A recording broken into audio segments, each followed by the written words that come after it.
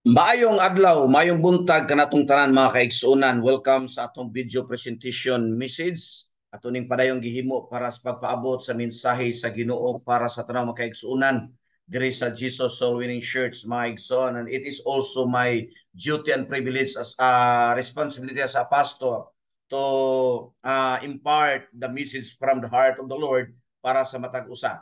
So again, sa tanang mga kaigsuonan nga wala diri sa ipil naman sa abroad, sa Manila, naman sa outside Sibugay. Good morning po and sana po ang bawat isa ay nasa maayong kahimtang. Ang atong pag-usapan karon nga mensahe mga igsoon, please paminawag mag-take note mo, especially sa mga workers, especially sa mga gustong mo paambit sa mga butang nga iya sa Dios ngadto sa uban. Pag-take note mo mga igsoon, diyan akong gihangyo matag usa nga maminaw og tarong aron makatuna nato ang pulong sa Ginoo. Ang title ani is Ayaw Kabalaka, no? Nganong ato ning hisgutan kasi napaka daghang Kristohanon, no? Napakaraming Kristiyano nga masyadong maalalahanin, mamigsoon ang kanilang mga buhay. So again, pag-usapan po natin yung don't worry, ayaw sige kabalaka igsoon. Ito ang giingon sa Bible, no? Muna ang giingon sa Biblia. May igsoon Matthew chapter 6 verse 25, I tell you, Jesus said, niingon si Jesus nga, sultian ko mo, I tell you, do not worry about your life. Huwag kang mag-alala patungkol naman sa buhay. What you will eat or drink or about your body, what you will wear, or what you will wear, is not life more important than food and the body more important than clothes. Ito po yung sabi ng Biblia, huwag kayong mabalisa, huwag kayong mag-alala patungkol naman sa buhay. Ano yung kakainin, ano yung inumin, about your body, patungkol sa kailangan yung katawan, o ano yung susuotin, dahil mas mahalaga ang buhay kaysa pagkain. Ilagay po natin yan, lumabas po yan sa bibig ni Lord, mas mahalaga ang buhay kaysa pagkain. Kaya maraming tao, Maikson, hindi lang nakakain, nagbackslide na. Di lang makakaon, mangluod na. Mas importante ang kinabuhi. Pag-usapan na to ang true life, yung life connected with the Lord.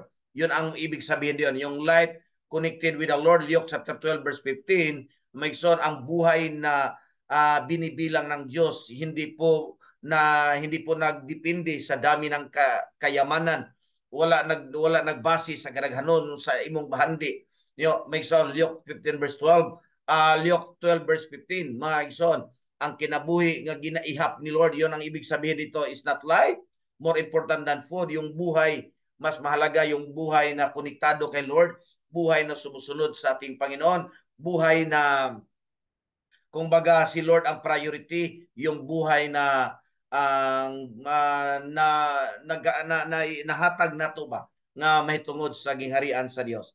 So ay mo kabala ka Megson akong sa gulo ng Tagalog dahil marami pong kapatiran natin na nag-aspire na Tagalogin mo pastor para maintindihan din namin kahit papano. So again, ang mga bagay na pag-usapan natin karon ay siyang magbigay sa atin ng katugunan kung bakit tayo ay minsan nag-alala. At that is normal, kaya nga sinulat ni Lord, huwag kayong mag-alala dahil alam ng Diyos yung ang tao ay maalalahanin. Dali kayong mabalaka mga igsoon. Sabi po dito sa Matthew 6:27, who of you, sino man sa inyo, by worrying can add a single hour to his life. So hindi madagdagan ng ang buhay natin pag tayo palaging nag-alala. So, huwag na lang, parang ganon. Matthew 6:31, so do not worry, saying, what shall we eat, or what shall we drink, or what shall we wear? Huwag kayong mag-alala sa tatlong bagay, ano yung kakainin, ano yung inumin, ano yung susuotin, parang ganon. Ang sabi po ng Bible, for the pagans run after all these things, and your heavenly Father know that you need Him. Alam ng Diyos na kailangan natin yon. Of course, alam ng Diyos kailangan natin yung pagkain, kailangan natin yung inumin, kailangan natin yung susuotin. Alam ng Diyos yan, Matthew 6:32. Ang sabi ng Diyos, mga pagano lang ang nag-apas ani. Pagano ra ang naggukod ani. Pagano ra ang nakapokus ani.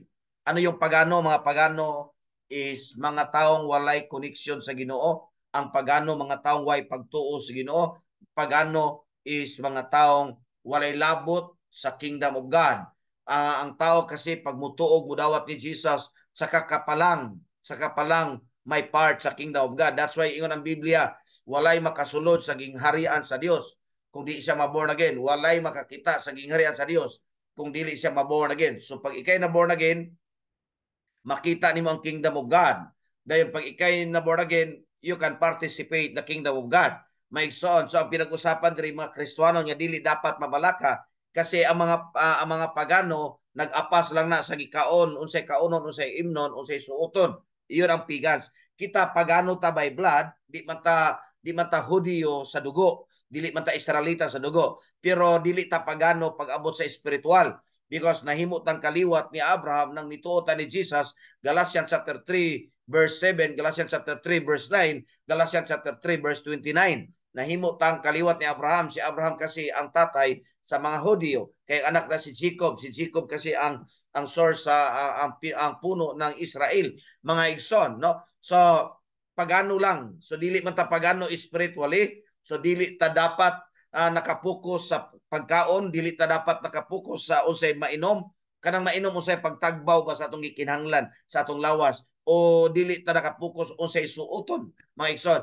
Kay kita nakapokus ta sa buluhaton sa Dios, nakapokus ta sa pagpasidungog sa Ginoo, nakapokus ta sa pagpalapad sa kingdom of God. So that's why in verse 33, kung yung basahon na sa Matthew 6:33, unahan ninyo ang gingharian sa Dios. Unahan ninyo. Kasi kay balo ang Dios nga imo ning gikinahanglan. You know, the Father know that you need Him. Ingon sulti sa Biblia, may son, the Father, ang Dios sa langit, alam niya na kailangan natin yon. Ito, may son, verse ito, Father knows that you need Him. Kailangan natin yon, yung mga kailangan nato ang pagkaon, of course. Di man ta mga robot, kailangan nato nga ang matagbaw pod nato ang ato ang gikinahanglan, maigsoon, o naaputay mga suoton, kumbaga mga accessories sa atong kinabuhi, maigsoon. So kailangan po natin maintindihan ang kabalaka ug ang kahadlok na Asya, maigsoon. Fear and worries always present kung ang pagtuog pagsalig sa Ginoo absent sa imong kasing-kasing. If faith is absent in our heart, then fear and worry is present in our heart. If present worries and fear is present in our heart, then faith is absent in our heart. Dahil dili magkuyog ang pagtuo o ang kahadlok o kabalaka, dili sila pwede magkuyog. At alam ng Diyos yan. So giguide na tadaan sa Ginoo because concern ang Diyos sa atong mga kinabuhi. Again, ako Osbon, concern ang Diyos sa atong kinabuhi.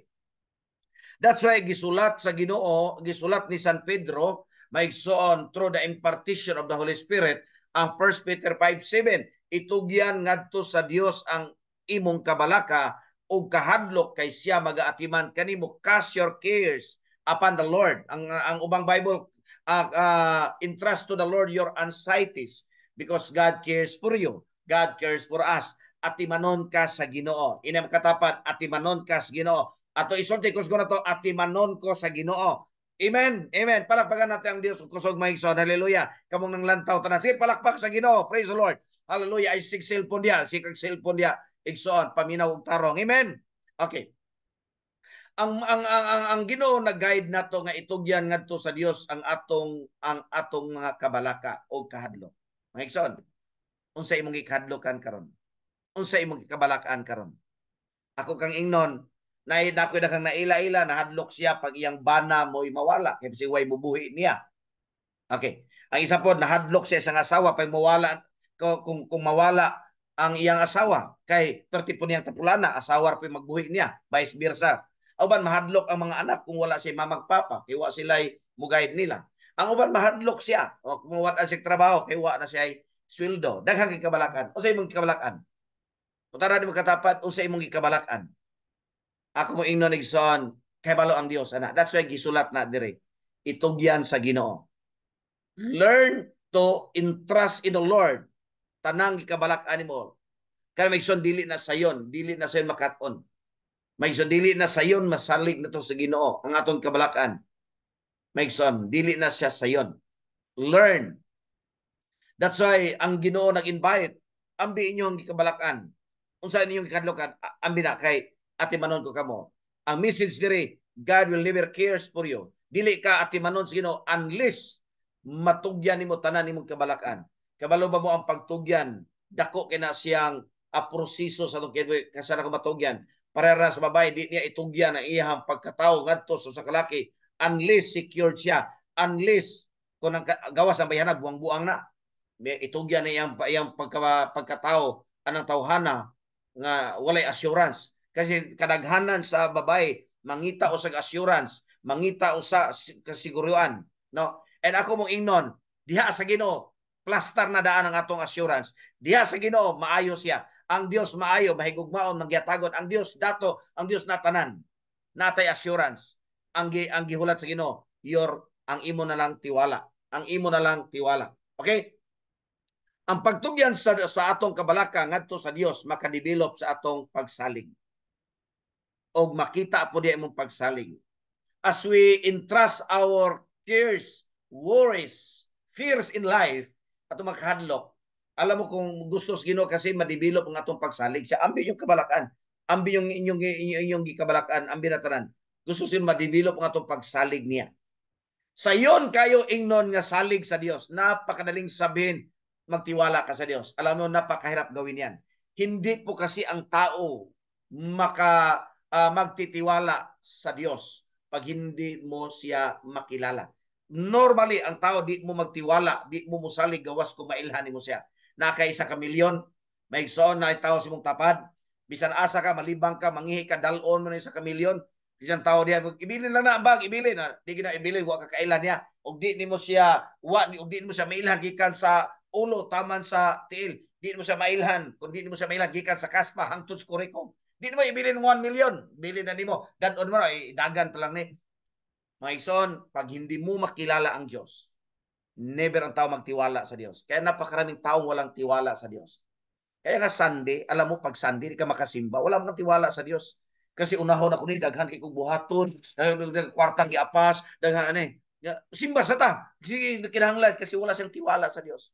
Wala siyang tiwala sa Diyos. Dili lang ka makasimba, that's a sign that you have no trust in God, my son. Dili ka makatites, wala kang tiwala sa Diyos. Bakit? Sabi ng Diyos, ingon ang Ginoo, sabi ng Panginoon, buksan ko ang kaharian ng langit at ibuhos ko sa iyo ang pagpapala na wala ng sukat kalalagyan. Bakit hindi ka mag-tites? Kasi walang tiwala sa Diyos. Walang tiwala. Kaya yung si Lord, tanan yung kabalakan, si kabalakan nyo, dili mag-tites kasi na si kabalakan. Dili mo simba kasi na kabalakan. Tanan, ambina. Kaya atimanon ta ka. Kasi gusto nimo. Pero may son, diha kasi makita yung tiwala mo sa Diyos. Napakalaga yun. Pumunta na di mo katapan, may tiwala ka ba sa Diyos? Bakit hindi ka mag-tithes? May tiwala ka ba sa Diyos? Bakit hindi ka nanalangin? Hindi ka nagpe-pray? Hindi ka nag-worship? Mga kapatid, kung may tiwala ka sa Diyos, yun ang magandang senaryo sa ating buhay. Panatag ang buhay pag may tiwala ka sa Diyos. Wala kang kinatakutan eh. Yung husband mo, hindi ka natatakot kasi may tiwala ka sa Diyos. Hahawakan ng Diyos yan. Hindi yan lalayo. Hindi yan mawala. May tiwala ka sa Diyos. Hahawakan yung asawa mo na hindi mawala. May tiwala ka sa Diyos. Kayang ingatan yung pamilya, yung magulang mo para hindi mawala. May tiwala ka sa Diyos. Hindi ka ipapahamak sa Diyos. Hindi ka ipapahamak sa Panginoon. Mahal ka ng Diyos eh. Ang hinihintay lang, Lord, may tiwala lang. Tiwala lang. Magtiwala ka lang sa akin. Kapatid, hinihintay ng Diyos yan. Amen? Ngayon po, gusto kong ipakita sa inyo. Gusto kong i-share sa inyo. Mga kapatid, no? Gusto kong ipaalam sa lahat. Alam nyo, yung pong tiwala, malaking proseso po yan. It takes time. Kailangan mo nang lumalim yung pagkakilala mo sa Diyos. Pag hindi kasi lumalim yung pagkakilala mo sa Diyos, hindi ka basta-basta magtitiwala. Hindi mo yung problema mo, pasan mo palagi yan eh. Bakit? Hindi mo maibigay kay Lord. Ako na-develop yung tiwala ko, na sinabihan ako ng Lord, iwanan mo yung trabaho mo, napakaganda yung trabaho ko, napakalaki yung sahod ko, 1999, napakalaki yung sahod ko. Pero may tiwala ako sa Diyos. Tinawag niya ako. May tiwala niya ako. Kaya akong buhayin. Kaya i-provide ni Lord lahat ng pangailangan. Kaya sinunod ko po si Lord. Yung tawag niya sa akin, ako po yung nag-response na magpastor. Kaya sabi niyong manager ko, loko ka talaga, Dani. Napakalaki yung sahod mo. Iiwanan mo lang at magpastor ka. Wala ka namang sahod. Pero purihin po ang Diyos. Ako po yung nagpastor, sumunod, at kaya nga po ako yung mag-share ng gospel, mga kapatid, ng diretsahan dahil ito po yung aking commitment. Hindi po ako nagsisi dahil ako po yung pinagpala ng Diyos. Amen po. Purihin po ang Panginoon. Pangalawa po, ang pagtugyan sa atong kabalaka ngadto sa Dios nagpakita og nagpadayag kini sa atong pagtuo. Yes, 100%. Diri mo makita ang imong pagtuo sa Ginoo. At saka kung ituo ka sa Ginoo. Kabalo mo igsoon, kung kaya na nimong itugyan, Lord, ito yung kabalakan ko. Mao ni akong gikabalakan, Lord, mao ni akong kahadlukan. Kung kaya nimo itugyan sa Ginoo, then makita na diha ang imong pagtuo. Amen. Makita na diha ang imong pagtuo. Pero pag wala kang tiwala sa Dios, di ka nagtiwala sa Panginoon, o wala kay pagtuo sa Ginoo, tuo man ka. Kasi kung nituo ka sa Ginoo, ako kay pag mutuo ka sa Ginoo, seryoso ka nga musimba sa Dios. Kung nituo ka sa Ginoo, seryoso ka sa pag-ampo, kinabuhi sa pag-ampo. Okay, kinabuhing mainampuan. Kung seryoso ka sa Ginoo, nito ka sa Ginoo, seryoso ka sa tithes and offering. So salamat sa iba ay seryoso na. Seryoso ka sa Ginoo, mga lagad ka sa Dios. Kung seryoso ka sa Ginoo, maigsoon nasa isip mo si Lord. Hindi lang nasa isip mo. Ano bang nasa isip mo? Ang iba cellphone. Ano sa isip mo? Ang iba, ano bang nasa isip mo? Ang iba negosyo. Ang iba trabaho. Ang iba ano nasa isip, sa isip mo? Ang malungkot, ang nasa isip ng tao ay sex. Palagi lang, ganun lang. No. Ang sinabi ng Biblia, isipin mo palagi ang spiritual o makalangit na bagay. Colossians chapter 3 verse 2. Isipin mo, ilagay mo sa isip. Ang sabi sa Biblia sa English ay set your minds on things above. And sabi ng Biblia, we have the mind of Christ. In 1 Corinthians, we have the mind of Christ. Ang iniisip na kaya mahalin mo ang Diyos, mahalin mo ang Diyos sa bugos mong hunahuna, kasing-kasing kusog hunahuna. So diri makita imong pagtuos Ginoo. Ay kabalaka. Balaka ko ba? Mabalaka. May soon. Dahil kabalakan. Kabala ang uban. Mabalaka di maminyo. Mabalaka og di kakaon. Uban. Uban po mabalaka og sa manay. So may soon. Ay kabalaka. Inam katapat ay kabalaka. Okay? Number 3, ang pagtugyan sa atong kabalaka ngadto sa Dios dako siyang matabang sa atong maayong panglawas uban ang lalom nga kalinaw sa kinabuhi. Kabalo ba mo nga ang source sa kanabitang murag nervous breakdown, source sa depression, source sa unsa kabalo ba mo ang source sa gubot nga hunahuna, gubot nga ang uban di makatulog kasi nabalaka ra siya, naa man siya gikabalakan. Nabalaka ra man siya, sulod siya kasing-kasing. Mo man ay pinakalalom nga source. O kabalo mo ana mo na sakyan sa yawa. Kaya ang taong mabalakon, padulong na mayabag, padulong na mabuang, padulong na mapraning. Ang taong mabalakon, dito na padulong. Wa ko mingon ang mabalakon praning, wa ko mingon. Ang mga mabalakon buang, wala ko mingon. Pero dito na padulong kasi di na ganahan mukaon, di na ganahan matulog. Dito na padulong. Di na ganahan matulog, di na ganahan mukaon, di na ganahan makigistorya, may suon kasi daghan sa kabalakan.